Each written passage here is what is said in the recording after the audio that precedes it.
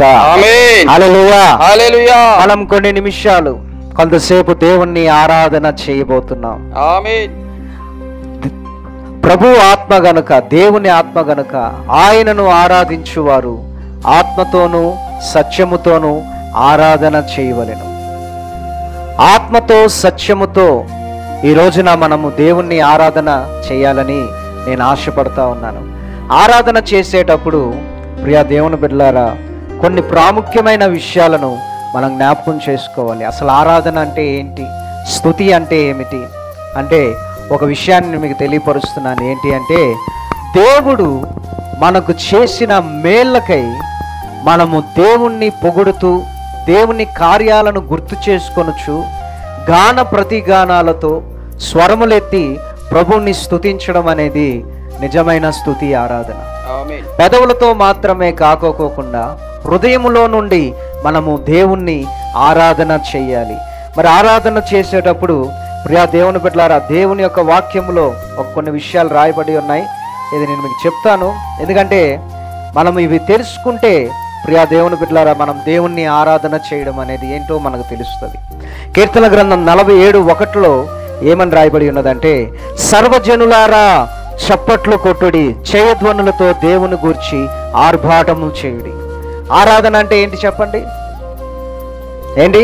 చప్పట్లు కొట్టడం. హల్లెలూయా. హల్లెలూయా. కానీ మనం ఆరాధన చేసేటప్పుడు ఏం చేయమంటే చప్పట్లు కొట్టం. అంటే మనము దేవుణ్ణి ఆరాధన చేయడం లేదు. కాబట్టి దేవుని యొక్క వాక్యంలో రాయబడి ఉన్నది, దేవుణ్ణి ఆరాధించువారు చప్పట్లతో ఆరాధన చేయాలి. కాబట్టి దేవుడు నాకు 2 చేతులు ఇచ్చాడు అన్న వాళ్ళందరూ, జీవితంలో నాకు ఎప్పుడు కూడా ఈ హస్తాల ద్వారా ఎటువంటి రోగం రాకుండా దేవుడు నన్ను కాపాడుతాడు అన్న వాళ్ళందరూ కూడా ఆ జేబుల్లో ఉండి చేతులు తీసి, ఎక్కడెక్కడ ఉన్న చేతులు తీసి ఒక్కసారి గట్టిగా చప్పట్లు కొడుతూ దేవుడు నామాన్ని మహిమపరచుదాం. వెనకాల ఉన్న వాళ్ళందరూ కూడా, నాకు దేవుడు చేతులు ఇచ్చాడు అన్న వాళ్ళందరూ కూడా, ఎవరికిది?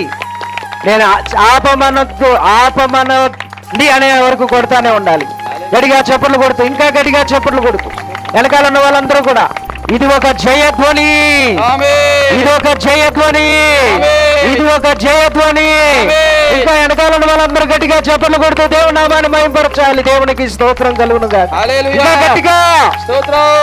ఈ ధ్వని ఏంటి అని ఆకాశం నుండి దేవదూతలు చూడాలి.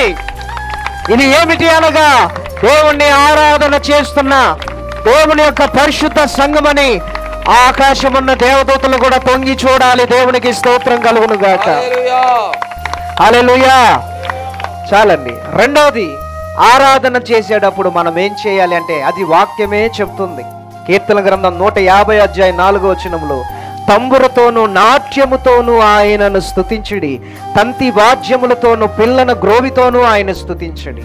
ఇక్కడ ఏమన్నది చెప్పండి? దేవుణ్ణి ఎలా ఆరాధన చేయాలంట చెప్పండి?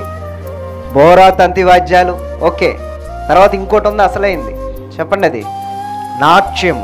హల్లెలూయా. నాట్యం అంటే ఏంటి చెప్పండి? చెప్పండి. డాన్స్. హల్లెలూయా. అసలు డాన్స్ పుట్టింది ఎక్కడో తెలుసా?